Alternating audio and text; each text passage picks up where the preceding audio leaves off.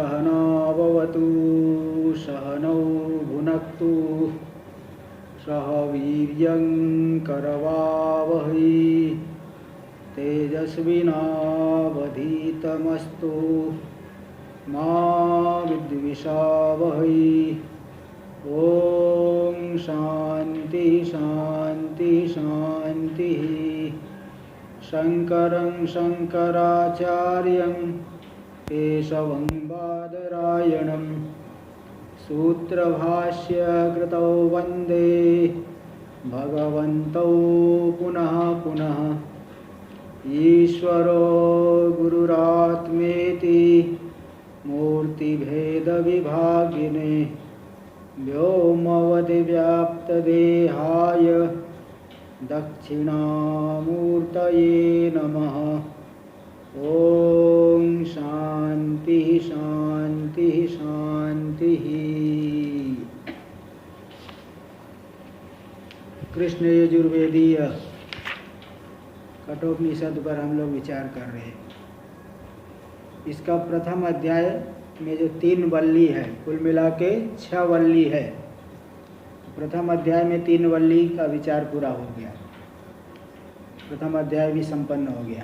अब द्वितीय अध्याय का विचार आरंभ किया जाता है। अथ द्वितीय अध्याय प्रथम वल्ली, द्वितीय अध्याय की प्रथम वल्ली।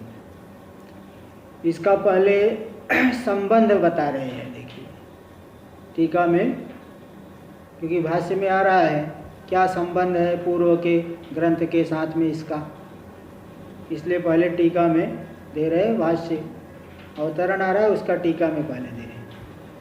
अनादिर अविद्या प्रतिबंध प्राग उक्तो। अनादिकालीन जो अविद्या का प्रतिबंध वो पूर्व में कहा गया। इस सर्वेषु भूतेषु गूढ़ोत्मान प्रकाशते। सभी प्राणियों में यह आत्मा गूढ़ है, छिपा हुआ है, प्रकाशित नहीं हो रहा है। ये सब तो अनादिकालीन अविद्या रूपी प्रतिबंध है। तो इसकी वजह से आत्मा का प्रकाशन नहीं हो पा रहा है। तो अनादिर अविद्या प्रतिबंध प्राग उक्तो, पूर्व में कहा गया। अधुना आगंतुक प्रतिबंध दर्शनाय। अब जो आगामी जन्य प्रतिबंध, अनादि नहीं बल्कि जन्य जो प्रतिबंध है, जो प्रतिबंध नए उत्पन्न हुए, उस प्रतिबंध को दिखाने के लिए उत्तर वल्यारंभ, आगे की वल्ली का आरंभ किया जा रहा है। इति संबंधम, इस तरह से पूर्व वल्ली का इस वल्ली के साथ संबंध अब यहाँ भाष्यकार भगवान दिखा रहे हैं। तो यहाँ पे देखिए भाष्य में पेज नंबर 84 चल रहा है। एष सर्वेषु भूतेषु गूढ़ोत्मा न प्रकाशति दृश्यते त्वग्र्या बुद्ध्या इति उक्तम। सभी भूतों में यह आत्मा गूढ़ है, छिपा हुआ है, लेकिन प्रकाशित नहीं हो रहा है। सभी प्राणियों में, सभी शरीरों में छिपा हुआ है, सभी भूतों में छिपा हुआ है, लेकिन ये प्रकाशित नहीं हो रहा है। अब कैसे प्रकाशित होगा ये भी दिखा दिए। दृश्यते तो अग्रया बुद्धिया, जो अग्रा बुद्धि है, अत्यंत सूक्ष्म है, निर्मल है, एकाग्र है, उस बुद्धि के द्वारा उस आत्मा को जाना जाता है। इति उक्तम, ये बात बता दी गई। कह पुनः प्रतिबंधो अग्रया बुद्धे। तो बुद्धि की अग्रता एकाग्रता, उसकी उत्पत्ति में क्या प्रतिबंध है? अग्र्या जो बुद्धि है, यानी बुद्धि की एकाग्रता है, उस एकाग्रता क्यों नहीं हो पाती? ऐसा कौन सा प्रतिबंध है जिससे बुद्धि की एकाग्रता प्रतिबद्ध हो जाती है? येन तदभावाद आत्मा न दृश्यते। जिस प्रतिबंध से बुद्धि में एकाग्रता नहीं होने से, सूक्ष्मता नहीं होने से आत्मा का ज्ञान नहीं हो पाता। न दृश्यते आत्मा न दृश्यते इति तदर्शन कारण प्रदर्शनार्था। इसलिए उस आत्मा के अदर्शन, आत्मा के दर्शन का अभाव, क्यों दर्शन नहीं हो पा रहा है, उस अदर्शन का जो कारण है, उस कारण को दिखाने के लिए वल्ली आरभ्यते, वल्यारभ्यते, वल्ली का आरंभ किया जा रहा है। द्वितीय अध्याय की प्रथम वल्ली। क्यों, क्या जरूरत है, क्या आवश्यकता है दिखाने की? तो बोले विज्ञाते ही श्रेय प्रतिबंध कारणे तदपनयाय यत्न आरब्धुम शक्यते। श्रेय मार्ग में प्रतिबंध के कारण यदि मालूम पड़े तो उस जो है प्रतिबंध को दूर करने के लिए प्रयत्न आरंभ किया जा सकता है, अन्यथा अन्य प्रकार से नहीं।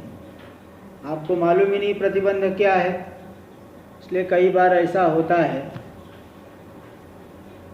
कि जैसे किसी के घर में चोरी हो रही है और अब घर का ही कोई व्यक्ति जो है सामान उठा रहा है, और अगर आप पुलिस चौकी में रिपोर्ट लिखा दो, उस बाहर में जो चोर है उसको पकड़वा दो, उसकी पिटाई करवा दो, जेल में बंद करवा दो, तो भी जो है उस घर के भीतर की चोरी होना बंद नहीं होती। कारण ये है कि उसका जो चोर था वो बाहर वाला नहीं बल्कि घर के भीतर वाला ही चोर है, चोरी कर रहा है। इसी तरह से यहाँ पे भी प्रतिबंध करने वाला जो कारण है वो तो बुद्धि में है, वो कारण यहाँ दिखाएंगे। तो श्रेय प्रतिबंध का कारण अगर विज्ञात हो जाए तो तदपनयाय यत्न आरब्धुम शक्यते। उस प्रतिबंध रूपी कारण को हटाने के, प्रतिबंध के कारण को हटाने के लिए यत्न आरंभ किया जा सकता है। और ठीक किससे प्रतिबंध हो रहा है यही नहीं पता चल रहा है, तो क्या हम प्रयत्न ठीक कर पाएंगे? ठीक से नहीं प्रयत्न कर पाएंगे, न अन्यथा अन्य प्रकार से नहीं कर सकते। इसलिए श्रेय प्रतिबंध, कल्याण जो मोक्ष में जो प्रतिबंध है उस कारण को जानना आवश्यक है। इसके लिए यहाँ पे अब ये आरंभ कर रहे ये द्वितीय अध्याय की प्रथम वल्ली का प्रथम मंत्र, पहले मंत्र ही हम लोग देखते हैं। परांचि खानी व्यतृणत् स्वयंभूस् तस्मात् परां पश्यति नान्तरात्मन् कश्चित् धीरः प्रत्यगात्मानमैक्षदावृत्त चक्षुरमृतत्वमिच्छन्। स्वयंभू परमात्मा, स्वयंभू खानी परांचि कृत्वा व्यतृणत्। स्वयंभू परमात्मा, खानी यानी इंद्रियाणी। ख शब्द का अर्थ है संस्कृत भाषा में खम यानी आकाशम। ख शब्द का अर्थ होता है आकाश, और आकाश से उपलक्षित है यहाँ सभी इंद्रियां। आकाश से तो श्रोत्र इंद्री बनती है, सात्विक अंश से आकाश के, लेकिन उससे उपलक्षित हो रही है संपूर्ण इंद्रियां। तो स्वयंभू यानी परमात्मा, जो स्वयमेव भवति इति स्वयंभू, स्वयंभू परमात्मा। खानी परांची कृत्वा व्यतृणत्, इंद्रियों को बहिर्मुख बना करके हिंसित कर दिया। व्यतृणत् उत्तरदिर हिंसा नादरे।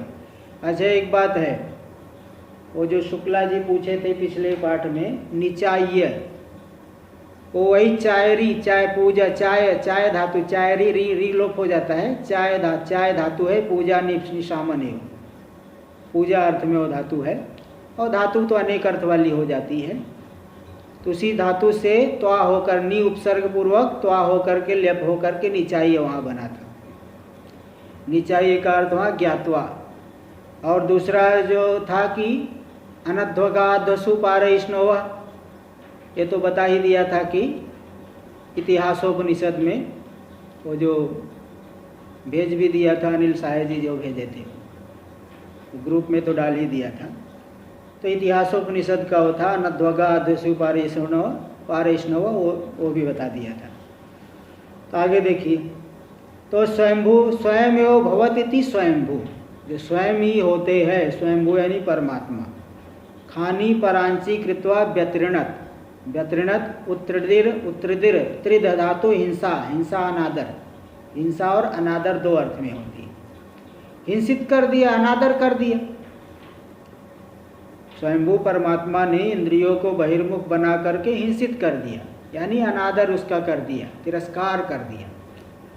तिरस्कार यही है कि वो इंद्रिया जब बहिर्मुख हो गई तो आत्मा का दर्शन नहीं कर सकती। इसलिए उदाहरण दिया जाता है, समझने लायक उदाहरण, कि जैसे किसी घर में कोई बहू आई और घर की वो जो बहू है खिड़की से अगर बाहर ही देखते रहे तो घर के लोग उसका बहुत अनादर करते हैं। अरे तो क्या बाहर देखती रहती,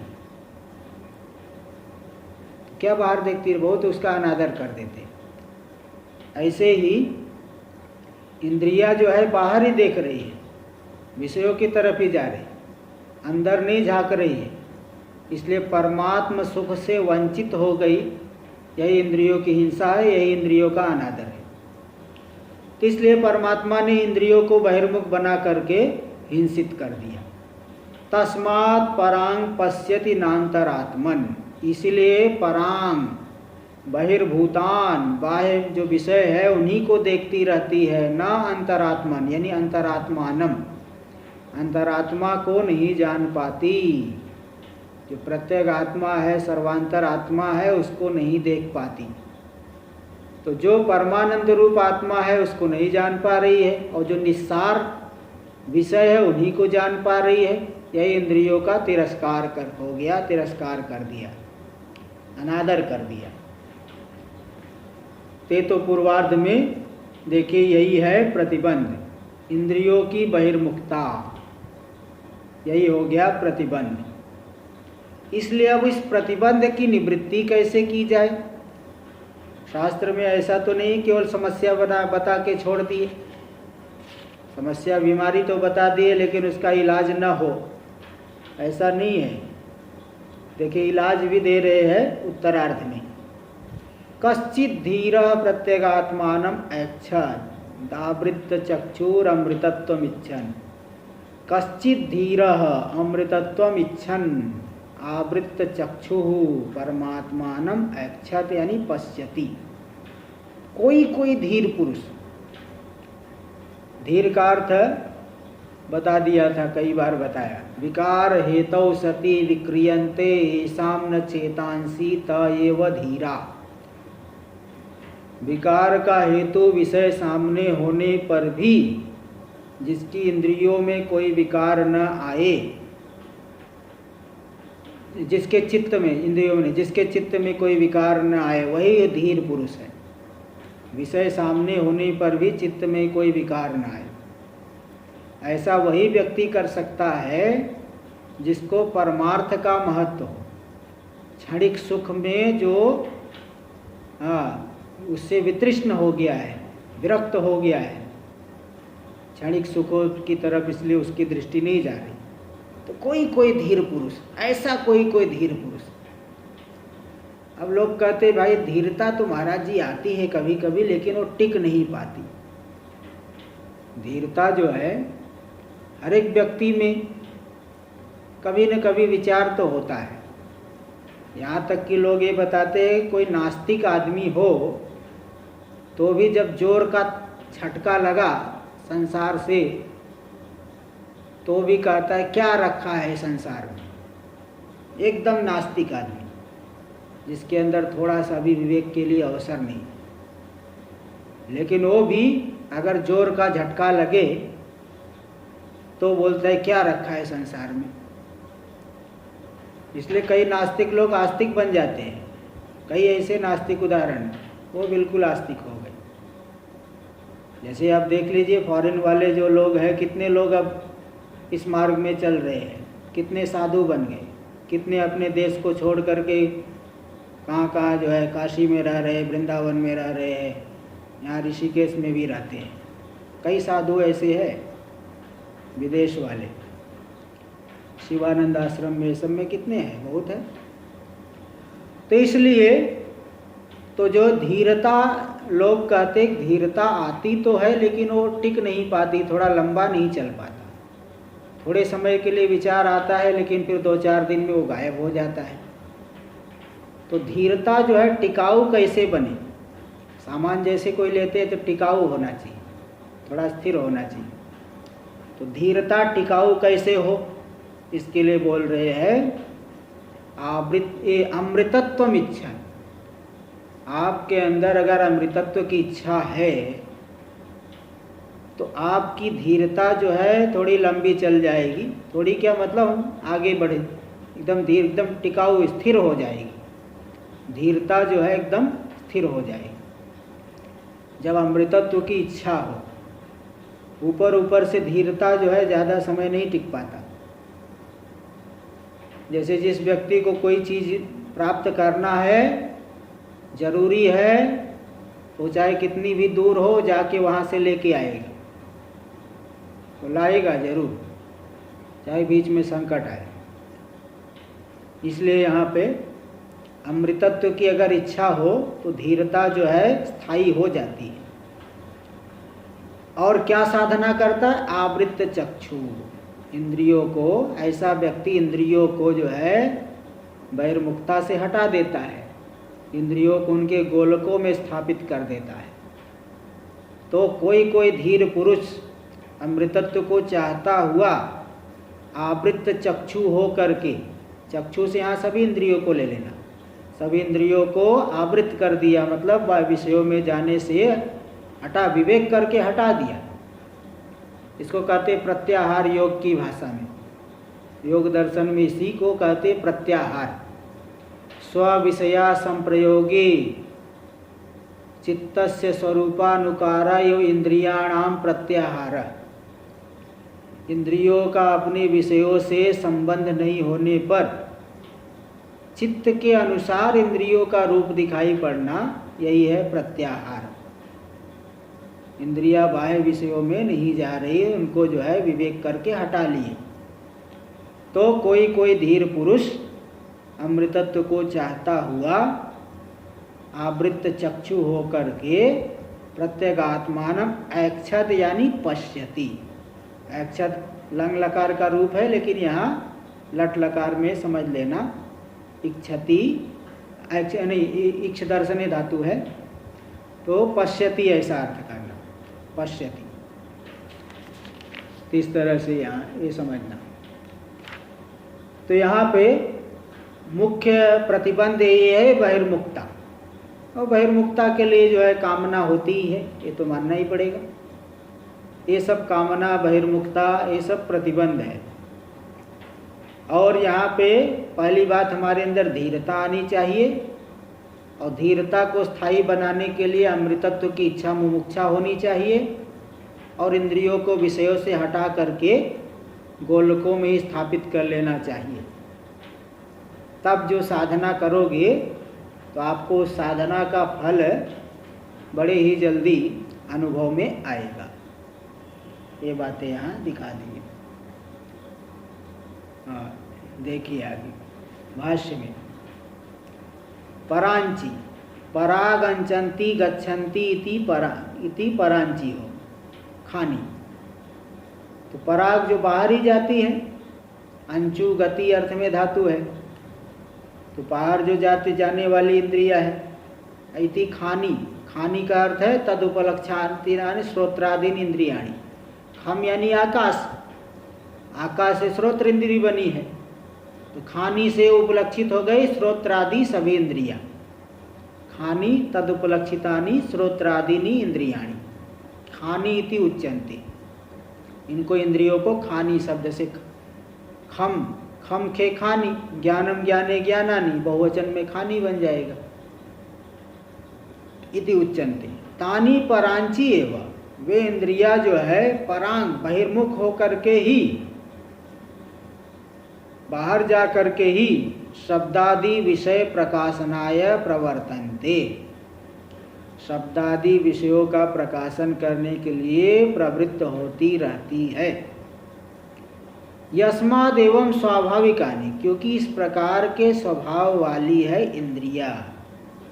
तानी, इसलिए उन इंद्रियों को, क्योंकि ऐसे स्वभाव वाली है, इसलिए उन इंद्रियों को स्वयंभू परमात्मा ने हिंसा कर दिया। इस तरह स्वभाव वाला। अब यहाँ कोई कहेगा कि जब परमात्मा ने ही ऐसे स्वभाव वाला बना करके हिंसित किया है, तो हमारी क्या गलती भाई? ये तो परमात्मा सोचे, जो बिगाड़ा वही सुधारे, बिगाड़ने वाले वही तो सुधारे भी वही। हमने क्या किया है?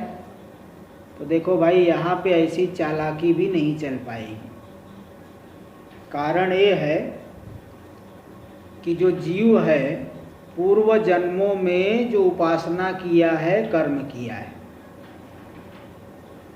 किस दृष्टिकोण के रख करके उपासना किया, कर्म किया? ओ मुझे कोई फल मिले, स्वर्ग मिले, विषय भोग मिले। जैसे अभी बताया जाए, पिछले साल आपने जो काम किया, क्या सोच करके काम किया? मुझे पैसा मिले, मुझे प्रसिद्धि मिले, मुझे ये मिले, सांसारिक पदार्थ मिले, ऐसा सोच करके पिछले वर्ष काम किए। तो उस तरह का संस्कार वैसे ही दृढ़ होता गया। ऐसे पिछले जन्म में जीव ने जो उपासना किया है, कर्म किया है, नाना प्रकार के फलों को दृष्टिकोण में रख करके कर्म किया है। इसलिए परमात्मा जो है, इस जब वो बनाएंगे इंद्रियों को नए शरीर आदि देंगे, तो इंद्रियां तो बहिर्मुखता के संस्कार वाले होकर के ही आएंगी, तभी तो बाह्य विषयों का सुख मिलेगा जीव को। नहीं तो कर्मों का फल कहाँ से मिलेगा? कोई समाधि लगा के बैठ जाए, क्या सुख मिलेगा? विषयों का सुख थोड़ी मिलेगा। आत्मा स्वरूपानंद सुख अनुभव करेगा, विषयों का सुख अनुभव नहीं कर सकता। विषयों का सुख अनुभव करने के लिए इंद्रियों को बहिर्मुख ही करना पड़ेगा। इसलिए कोई ऐसा ना सोचे कि परमात्मा निरपेक्ष होकर के इंद्रियों को बहिर्मुख बनाए, ऐसी कोई बात नहीं है। परमात्मा जीव के जो कामना विशिष्ट, कामना सापेक्ष जो उपासना और कर्म, उनको दृष्टिकोण में रख करके इंद्रियों को बहिर्मुख किए हैं। परमात्मा निरपेक्ष होकर के नहीं किए। इस तरह से इंद्रियों को उन्होंने व्यतृणत मतलब हिंसितवान, हननम कृतवान इत्यर्थ, हनन कर दिया। अब इसका थोड़ा टीका में देख लीजिए। यदि इंद्रियाणि अंतर्मुखानि स्युस्, यदि इंद्रिय अंतर्मुख हो जाए, तदा तानि आत्मनिष्ठतया अमृतत्वमीयुस्, तब तो इंद्रियां सदा आत्मचिंतन में ही लग जाएंगी, आत्मनिष्ठ होकर के अमृतत्व की प्राप्ति कर लेंगी। अतः इंद्रियाणि बहिर्मुखानि सृष्टानि, इसलिए इंद्रियों को बहिर्मुख रूप से उन्होंने, परमात्मा ने सृष्ट किया, बनाया। क्योंकि जीव का जो उपासना और कर्म है वह कामना विशिष्ट, कामना से युक्त होकर के उपासना और कर्म है। इसीलिए परमात्मा ने बाह्य विषयों का फल देने के लिए इंद्रियों को बहिर्मुख बनाया है। इस तरह से इति यत्, ऐसा जो बहिर्मुख रूप से उन्होंने सृष्टि कर दी, तत्तेषां हननम कृतम, हननम एवं कृतम इत्यर्थ, यही उस इंद्रियों का हनन हो गया। और ऐसा कोई तलवार लेके इंद्रियों को नहीं काट रहे हैं, यही बिना किसी काम के हो गया। जैसे कोई आदमी जो है बहुत नशे के अधीन हो जाए तो लोग कहते इसने तो अपने ही पैर पे कुल्हाड़ी मार ली, ये तो बिना किसी काम का है। ऐसे इंद्रियां बहिर्मुख हो गई तो स्वरूप सुख से वंचित हो गई, इसलिए हनन हो गया, हनन कर दिया गया इत्यर्थ। आगे देखिए भाष्य में, कोशौ, वह कौन है, किसने बनाया इंद्रियों को बहिर्मुख किया? बोले स्वयंभू परमेश्वर, स्वयंभू जो परमेश्वर है। बोले उनको स्वयंभू क्यों कहते हैं? क्योंकि स्वयमेव भवति, स्वयं ही होते, स्वयमेव स्वतंत्रो भवति, स्वयं ही स्वतंत्र होते हैं सर्वदा। ऐसा नहीं 2-4 साल स्वतंत्र है, सर्वदा, न परतंत्र, सदा स्वतंत्र जो होते हैं, कभी भी परतंत्र नहीं होते, इसलिए उन्हें स्वयंभू कहते हैं। तो ऐसे परमात्मा ने इंद्रियों को बहिर्मुख बना दिया,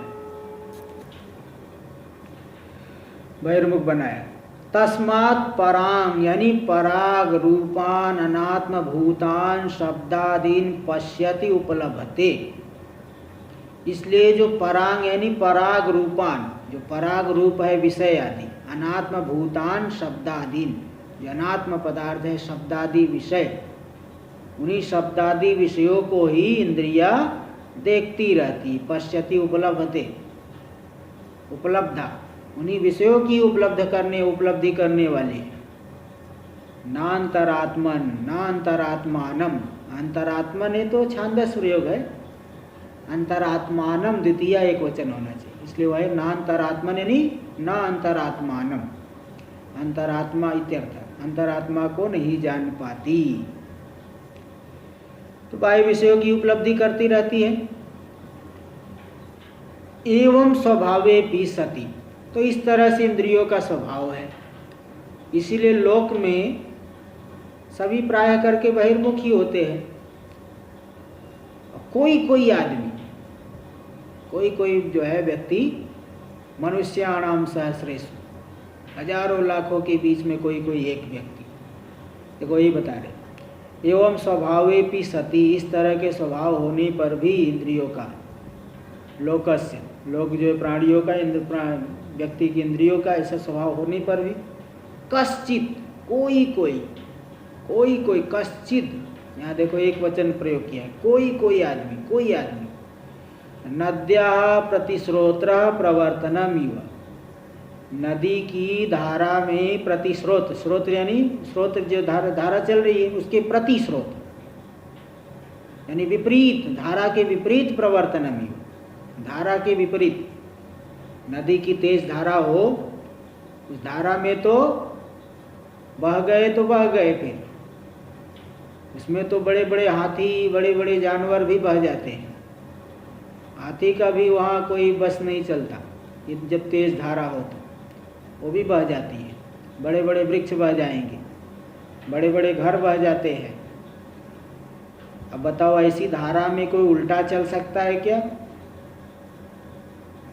तो जैसे उल्टा चल पाना बहुत कठिन है, कोई बिरला आदमी ही कर सकता है। इसी तरह से तो कोई आदमी नद्या प्रतिस्रोतः प्रवर्तनमिव, नादि के धारा के विपरीत प्रवृत्ति के समान ही कोई जो धीरो धीमान विवेकी, जो विवेकी पुरुष अब सभी अमृतत्व की इच्छा करता हुआ आवृत चक्षु होकर के आत्मा को जानता है। ये सब अन्वय न करना है। अब एक एक शब्द का पहले अर्थ बताएंगे। प्रत्येक आत्मा को जान लेता है, ऐसा कहा गया भाष्य मंत्र में है प्रत्येगात्मानम। तो प्रत्येक आत्मा में पहले देखिए विग्रह दिखाए, प्रत्यक चासौ आत्मा चेती प्रत्येगात्मा। जो प्रत्यक यानी सर्वांतर है ना। अहंकार आदि इंद्रिय आदि तो बहिर्मुख है, लेकिन यह प्रतिकूलत्वेन अंचति इति प्रत्यक, प्रतिकूल रूप से जो जाता है। प्रतिकूल क्या है कि जो है जगत के जो पदार्थ है जड़ है, अनित्य है, और ये जो है चेतन है, नित्य है, सर्वांतर है, परिचिन्न नहीं सर्वांतर है। इसलिए प्रत्यक प्रतिकूलत्वेन अंचति, प्रतिकूल स्वभाव वाला जो है, ऐसी जो आत्मा, जो सर्वांतर आत्मा, नित्य आत्मा। तो प्रत्यक चासो आत्मा चेति प्रत्येगात्मा, जो सर्वांतर आत्मा है। प्रतीचि एवं आत्म शब्दो रूढ़, जो प्रत्येक आत्मा है, सर्वांतर आत्मा है, हमारा ही स्वरूप है, उसी में आत्म शब्द रूढ़ है, प्रसिद्ध है। जैसे पंकज, जैसे पंकज, पंकज यानी कमल, तो कीचड़ से उत्पन्न हुआ। तो कीचड़ से तो बहुत चीज़ें उत्पन्न होती है, कीचड़ से कीड़े भी उत्पन्न होते हैं, कीचड़ से और घास पात इत्यादि बहुत उत्पन्न होते हैं। लेकिन पंकज शब्द जैसे कमल में ही रूढ़ है, प्रसिद्ध है। इसी प्रकार जो आत्म शब्द, आत्मा शब्द से शरीर को भी ले लेते हैं, अन्य बहुत चीज़ों को ले सकते हैं, लेकिन यहाँ रूढ़ी प्रसिद्धि किसमें है?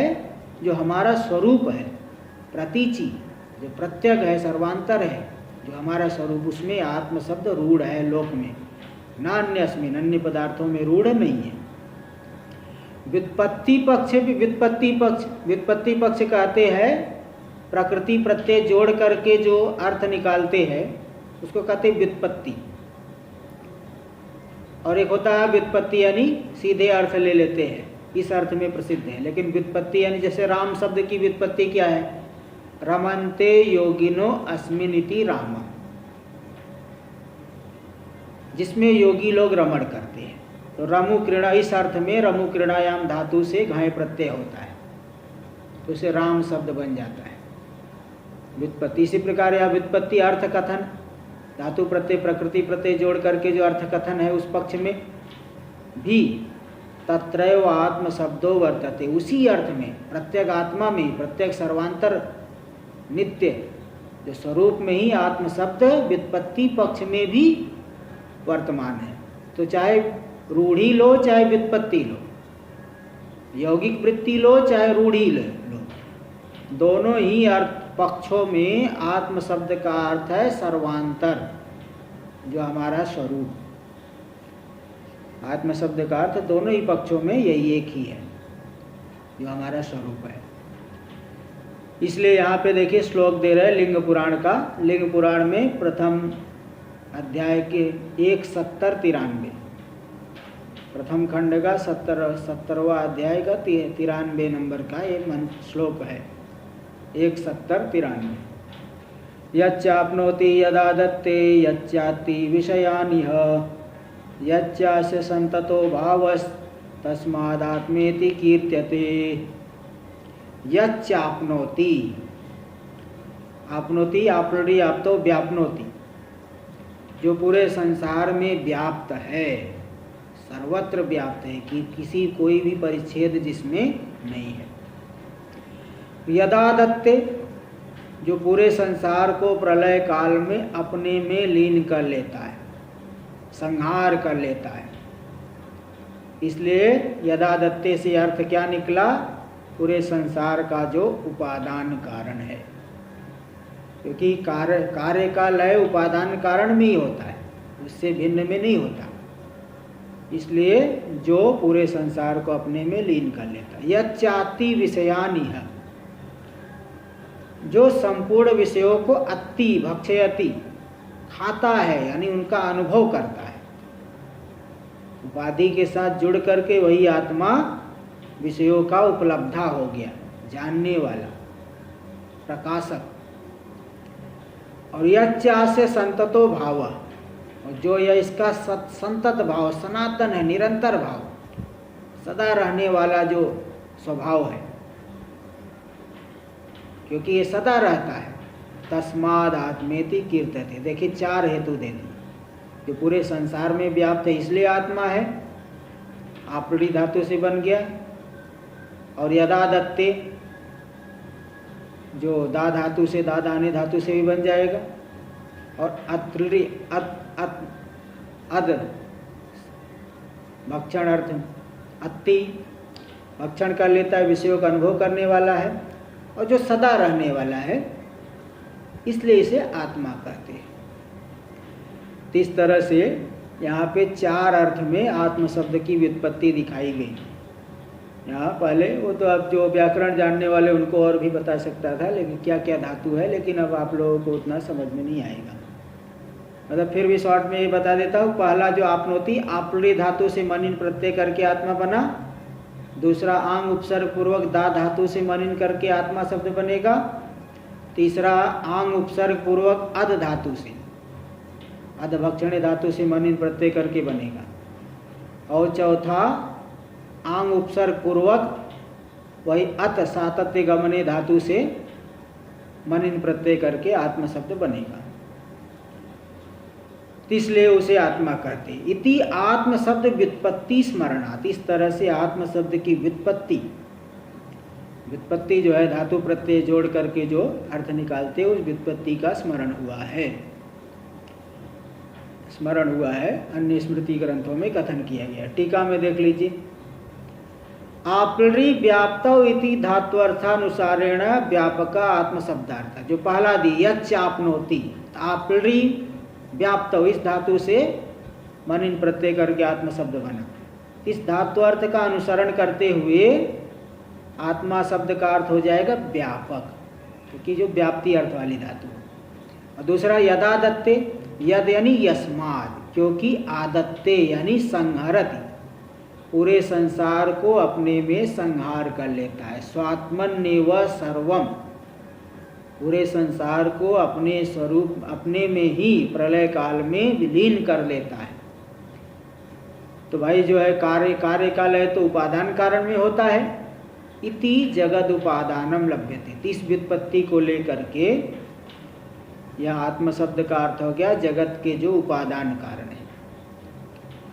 और तीसरा यच्च आत्ति विषयानी है, जो यहाँ पे शरीर में रह कर के विषयों का खाता है, विषयों का भक्षण करने वाला है। इसका इससे क्या अर्थ निकला? विषयान अत्ति इति आत्मा, तो विषयों का भक्षण करने वाला वही आत्मा। इति व्युत्पत्त्या, इस व्युत्पत्ति से, इस व्युत्पत्ति को लेने से स्वचैतन्याभासेन उपलब्धित्वम आत्म शब्दार्थ, स्वचैतन्याभास के द्वारा विषयाकार वृत्ति बनेगी। विषयाकार वृत्ति में चिदाभास प्रतिफलित होकर के विषयों का प्रकाशन कर देगा। इसलिए स्वचैतन्याभासेन उपलब्धित्वम आत्म शब्दार्थ, स्वचैतन्याभास के द्वारा जो उपलब्धा बना हुआ है वही उपलब्धा बन गया, उपाधि के साथ जुड़ करके सब उपलब्धा हो गया, जानने वाला, प्रकाशन करने वाला। ये आत्म शब्द का अर्थ तृतीय पक्ष में हुआ। और चौथा दी यच्चा से संततो भाव, येन कारणेन अस्यात्मनः संततो निरंतरो भाव, जिस कारण से इस आत्मा का निरंतर भाव, निरंतर सत्ता है, सदा रहने वाला। और जो जगत है कल्पित है वो सदा नहीं रहता। कल्पितस्य अधिष्ठान संता सत्ताम अंतरेण सत्ता भावात्, जो कल्पित वस्तु है अधिष्ठान सत्ता के बिना उस कल्पित की सत्ता नहीं है। जैसे उदाहरण दे, यथा रज्ज्वाम अध्यस्ते सर्पे, जैसे रज्जु में अध्यस्त है, कल्पित है सर्प, उस सर्प में सदा कौन रहेगी? रज्जु रहेगी। रज्ज्वा सातत्यम, रज्जु सदा रहेगी अधिष्ठान रूप से। रज्जु को हटा लो, ढक दो तो आपको सर्प नहीं दिखेगा।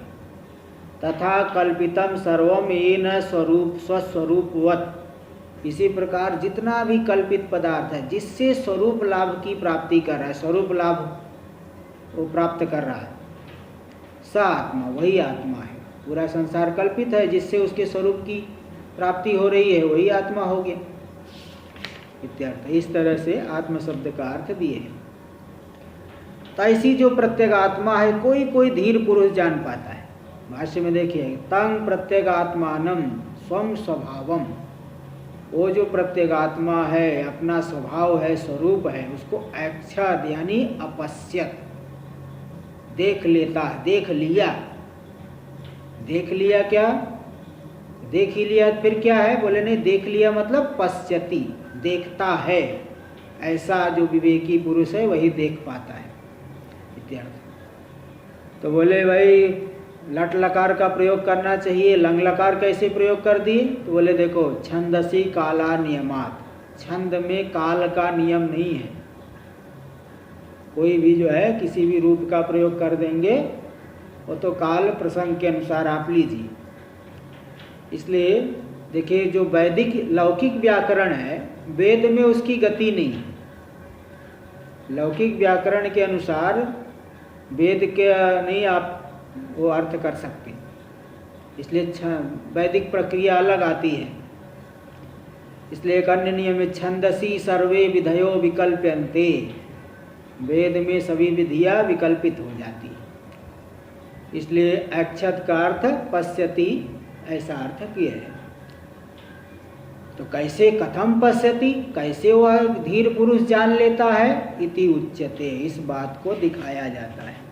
आवृत्त चक्षु, आवृत्त चक्षु हो करके, साधना काल में आवृत्त चक्षु होना पड़ेगा। और सदा हमारे अंदर मुमुक्षा रहनी चाहिए। नहीं, साधना काल नहीं, व्यवहार काल में आवृत्त चक्षु हो और मुमुक्षा होनी चाहिए और धीरता रहनी चाहिए हमेशा। ये सब बता दिए। देखिए वही आवृत्त चक्षुर, आवृत्तम व्यावृत्तम चक्षु, श्रोत्रादिकम इंद्रिय जातम, इंद्रिय जात मतलब इंद्रिय समुदाय, इसके श्रोत्रादि इंद्रिय समुदाय जिसकी आवृत्त है, व्यावृत्त है, विषयों से हटा लिए गए, अशेष विषया, किन विषयों से? संपूर्ण विषयों से। जिन जीवन निर्वाह के लिए जितना चाहिए उतना तो इतने को तो कोई निषेध नहीं कर रहा है, इससे अतिरिक्त सभी विषयों से जिसने इंद्रियों को हटा लिया है। स आवृत्त चक्षु, ऐसा जो पुरुष है धीर पुरुष वो आवृत्त चक्षु हो गया। स एवं संस्कृत, इस तरह से संस्कार विशिष्ट होकर के इंद्रियों की बहिर्मुखता को छोड़ दिया है, यानी कामना उसके अंदर नहीं है तभी तो ऐसा कर पाया। तो इस तरह से संस्कृत होकर के शुद्ध अंतःकरण वाला होकर के प्रत्यगात्मानं पश्यति, वह धीर पुरुष प्रत्यगात्मा को जान लेता है। बोले ऐसा कैसे है? बाह्य विषयों का हम सुख क्यों लेना छोड़ दें? विषयों का सुख हम कैसे छोड़ दें? कई लोग ऐसा भी कहते हैं। तो देखो बता रहे हैं, नहीं बाह्य विषयालोचन परत्वम प्रत्यगात्मेक्षणम चैकस्य संभवति। एक ही पुरुष में बाह्य विषयों का आलोचन परत्व हो, बाह्य विषयों का ही आलोचन करते रहे, दर्शन करते रहे, और प्रत्यगात्मा के इक्षण भी कर ले, जान भी ले, ऐसा दोनों बातें एक ही पुरुष में संभव नहीं है। ऐसा संभव नहीं कि आप बाह्य विषयों का भी कई सुख भोग करते रहे और प्रत्यगात्मा को भी जान ले।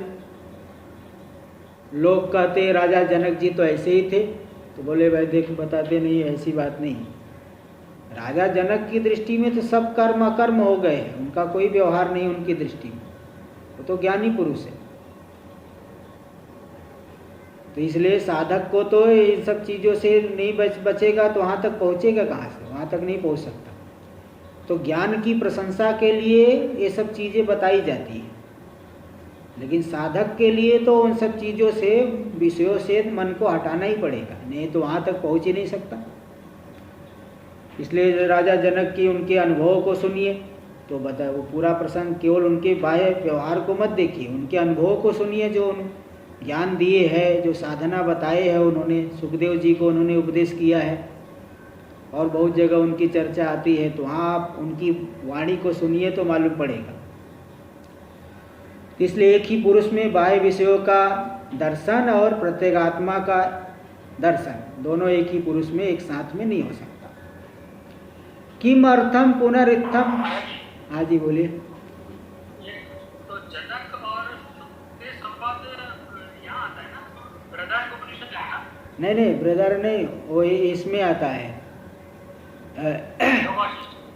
हाँ योग इसमें भी आता है, अभी देवी भागवत में भी आता है और अन्य कई महाभारत आदि में भी आता है। हाँ अच्छा ठीक है। हाँ, इसलिए वो देवी भागवत में भी आया है उनका, और कई पुराणों में आया है। देखिए, किम अर्थम पुनरित्थम महता प्रयासेन स्वभाव प्रवृत्ति निरोधनम कृत्वा धीर प्रत्यगात्मानं पश्यति इति उच्यते। ऐसा क्यों चाहते हैं धीर लोग, इतना महान प्रयास करके, इतना जो है साधना करके, स्वभाव प्रवृत्ति निरोधम कृत्वा, इंद्रियों की जो स्वाभाविक प्रवृत्ति है बाह्य विषयों की तरफ जाना है, तो स्वाभाविक है, इसके लिए कोई बहुत ज़्यादा प्रयास करने की आवश्यकता नहीं पड़ती। स्वाभाविक रूप से इंद्रिय चक्षु रूप का दर्शन करेगी, कोई अच्छा रूप दिखा तुरंत उधर व्यक्ति का ध्यान आकृष्ट हो जाता है, कोई अच्छा शब्द सुनाई पड़ने लगा तुरंत जो है ध्यान लगा के सुनेगा, अच्छा स्पर्श का अनुभव, अच्छा जो है भोजन जो है स्वाद मिले। तो जो इंद्रियों की जो स्वाभाविक प्रवृत्ति का निरोध इतना महान प्रयास करके क्यों करते हैं, वो निरोध करके धीर लोग प्रत्यगात्मा को क्यों जानते हैं, क्यों देखते हैं, क्यों दर्शन करते हैं, इति उच्यते, इस बात को बता रहे हैं, क्योंकि उनके अंदर मुमुक्षा है, मुक्ति की इच्छा है। इसलिए बता दे अमृतत्वम इच्छन, अमृतत्वम अमरण धर्मत्वम नित्य स्वभावताम इच्छन। अमरण धर्मता, मरण धर्मता का भाव, मरण का राहित्य, नित्य स्वभावताम इच्छन, नित्य स्वभावता की इच्छा करते हुए, आत्मा न किसके नित्य स्वभावता की इच्छा करते, आत्मा की जो नित्य स्वरूपता है उसको चाहते हुए वे धीर लोग आवृत चक्षु होकर के आत्मा का दर्शन करते इत्यर्थ। ये कुल मिला के अर्थ है। हाँ जी बोलिए। महाराज जी बोलिए। ये अनादि प्रतिबंध है कि आगंतुक प्रतिबंध है? ये मतलब ऐसा है कि अविद्या तो अनादि है, लेकिन ये जो कामना आदि है ना, कामना आदि कम, उसमें तारतम्य होते रहता है, कम ज्यादा होते रहता है ना कामना आदि में। हाँ, उसमें तारतम्य होते रहता है, कुछ नया कुछ संस्कार होते रहते, कुछ संस्कार जो है नष्ट होते हैं, कुछ ये सब होते रहते हैं, इसलिए जन्य इसको आगंतुक में लिया गया, इसको आगंतुक में ले वहाँ दे दिए ना यहाँ पे। ये हाँ, प्रथम पंक्ति में ही पेज नंबर 84 में टीका में प्रथम पंक्ति में दे दिए थे, अनादिर अविद्या प्रतिबंध प्राग उक्तो अधुना आगंतुक प्रतिबंध दर्शनाय। आगंतुक जो जन्य प्रतिबंध ये वहाँ बता दिए, ये आगंतुक में लिया गया यहाँ पे। चलिए देखिए आगे। तो दोनों प्रतिबंध को हटाना है। हाँ, तो दोनों मतलब क्या है कि ये साधना करेंगे तो ज्ञान से तो अविद्या हटेगी। अविद्या तो दूसरा किसी कोई प्रतिबंध ज्ञान हो गया तो अविद्या तो अपने आप हट जाएगी। लेकिन इसके लिए हम लोगों को बाह्य विषयों से पूरी तरह से मन हटना चाहिए। कामना वो विवेक, इसलिए विवेक वहाँ पे करना पड़ता है। देखिए महाराज जी यहाँ भी शब्द आया है जी, ईश्वर परतंत्र है। हाँ, ईश्वर परतंत्र नहीं, स्वतंत्र है। नहीं, यहाँ लिखा है सर्वदा न परतंत्र है जी। नहीं, वो देखो उसका अन्वय करिए। स्वयंभू परमेश्वर स्वयं एवं स्वतंत्रो भवति सर्वदा, इसके बाद कॉमा कर देंगे और ना को आगे जोड़िएगा। मैं कॉमा नहीं, अरे तो कर लीजिए ना, नहीं तो कॉमा वोमा की जरूरत नहीं पड़ती है, अन्वय लगाना पड़ता है। इतनी कॉमा वोमा कहाँ करते रहेंगे। रुद्री की पुस्तक उठाओ। हाँ, आप अपने देखिए, आप अपने समझने के लिए सर्वदा के आगे कॉमा कर दीजिए, बस खत्म बात। मैंने वो नहीं करा महाराज, यहाँ तो स्वतंत्र है वो। लेकिन कह रहे हैं पुराण में कहा, महाभारत पुराण में आप भक्तः पराधीनो स्वतंत्र जीवन। हाँ, वो तो मतलब थोड़ा भक्तों की महत्ता दिखाने के लिए भी कह दिए है। अच्छा। वो तो कई जगह ऐसा आता है भक्त पराधीन हो, तो भक्त मतलब भक्त पराधीन मतलब भक्त जब साधना करके हमको अपने अनुकूल बना लेते यही पराधीन हो गया, और क्या है। भाई हम लोग भी साधना करके परमात्मा की तरफ अभिमुख हो गए तो अनुकूल हो गया, यही अब पराधीन हो गया, और कौन सा पराधीनता है। ईश्वर के अनुकूल बना रहना। हाँ, बस यही पराधीनता, और कोई अलग से ईश्वर नहीं कि आकर के पैर दबाने लग जाएंगे, ऐसी तो कोई बात नहीं है। चलिए आगे देखिए। यद तावत स्वाभाविकम परागेव अनात्म दर्शनम, ये जो स्वाभाविक बाह्य जो अनात्म दर्शन है, तदात्म दर्शन से प्रतिबंध कारण। अगला द्वितीय मंत्र का भाष्य अवतरण ले रहा हूँ। जो स्वाभाविक है पराग अनात्म दर्शन है, बाह्य विषयों का अनात्म पदार्थों का दर्शन है, तद आत्म दर्शन से प्रतिबंध कारण, यह आत्म दर्शन के प्रतिबंध का कारण है।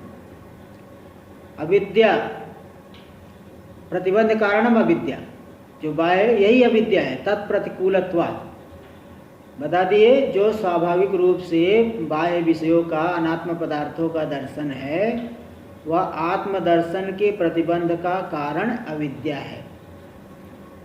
अनात्म दर्शन ही वो अविद्या रूप है। अविद्या का कार्य होने से उसको भी अविद्या कह दी।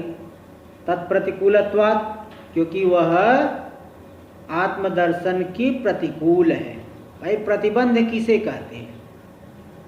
जो कार्य न करने दे वही प्रतिबंध हो गया, जो उसके कार्य को न करने दे। जैसे अग्नि के सामने चंद्रकांत मणि ला दो तो चंद्रकांत मणि जो है अग्नि की दाहकता को रोक देगी, अग्नि वो जलाएगी नहीं। ऐसी जब तक अनात्म दर्शन रूपी अविद्या है तब तक आत्मदर्शन नहीं हो सकता। इसलिए यही अविद्या हो गई। तो तत्प्रतिकूलत्वात्, क्योंकि आत्मदर्शन के प्रतिकूल है। और या च पराक्षु एव अविद्योपदर्शितेषु दृष्टा दृष्टेषु भोगेषु तृष्णा। और जो पराग बाह्य अविद्या के द्वारा दिखाए गए दृष्टादृष्ट भोग, कुछ तो दृष्ट भोग है जिसका अनुभव करते हैं, कुछ अदृष्ट भोग है जो जैसे स्वर्ग के भोग, वो हम केवल सुन के रखे हैं। इन भोगों में जो तृष्णा है, इन भोगों को प्राप्त करने की तीव्र जो इच्छा, तृष्णा, ताभ्याम अविद्या तृष्णाभ्याम प्रतिबद्ध आत्मदर्शना। इस अविद्या रूपी तृष्णा से प्रतिबद्ध आत्मदर्शन वाले होकर के जीव अनादिकाल से संसरण की प्राप्ति कर रहा है। अब इसको थोड़ा मंत्र आ जाएगा, और मंत्र और इसके बाद का हम लोग आगे कल करेंगे। ओम सहना भवतु सहनौ भुनक्तु सह वीर्यं करवावहै तेजस्विनावधीतमस्तु मा विद्विषावहै। ओम शांति शांति शांति। शंकरं शंकराचार्यं केशवं बादरायणं सूत्रभाष्य कृतौ वंदे भगवन्तौ पुनः पुनः। ईश्वरो गुरुरात्मेति मूर्तिभेदविभागिने व्योमवद् व्याप्तदेहाय दक्षिणामूर्तये नमः। ओम शांति शांति शांति।